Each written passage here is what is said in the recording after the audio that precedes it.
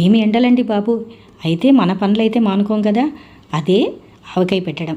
నేనైతే ఎప్పుడు రోహిణి కార్తెలో పెడుతూ ఉంటాను. అయితే ఈసారి ఊళ్ళో ఉన్నా కాబట్టి వదిన, అక్క, చెల్లి ఇలా అందరూ ఒక్కొక్క చెయ్యి వేసి ఇలాగా ఆవకాయ అయితే పెట్టేశాము.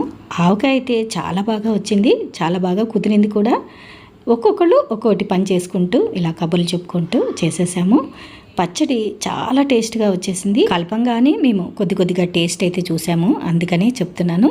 తర్వాత చాలామందికి ఈ ఆవకాయ ఇప్పుడు పెడితే బాగుంటుంది అని ఒక క్వశ్చన్ మార్క్గా ఉంటుంది. నేనైతే నా అడ్వైస్ అయితే ఈ రోహిణి కార్తీ స్టార్ట్ అవుతుంది కదా, అప్పుడు పెట్టండి, చాలా సూపర్గా వస్తుంది. ఇక ఆవకాయ ముక్క అయితే అస్సలు మెత్తపడదు, గట్టిగా కొబ్బరి ముక్కలాగా ఉంటుంది. మొత్తం కలిపిన ఆవకాయనంతా జాడీలో తీసిన తర్వాత చివరిగా కొంచెం గిన్నెలో మిగిలిన దాన్ని అందులో వేడివేడి అన్నం వేసేసుకొని మంచిగా కలిపేసింది వదినైతే. ఇలా అందరికీ ఒక్కొక్క ముద్ద పెట్టింది. ఈ టేస్ట్ మళ్ళీ మనం పళ్ళెంలో వేసుకొని పచ్చడి వేసుకుంటే రాదు. మరి మీరు కూడా ఇలాగా టేస్ట్ అయితే చేశారా? మేమైతే ఎప్పుడు ఇలా చేస్తూ ఉంటాము, చాలా మంచిగా అనిపిస్తుంది. Please like, share and subscribe. Thanks for watching my video.